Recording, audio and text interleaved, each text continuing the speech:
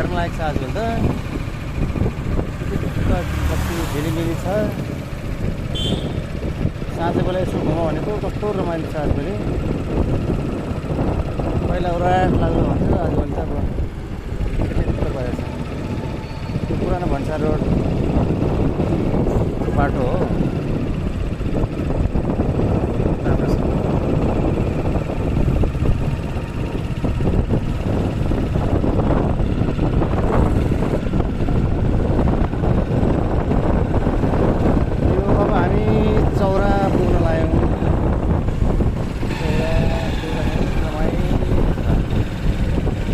बेलुकासम्म पनि अटो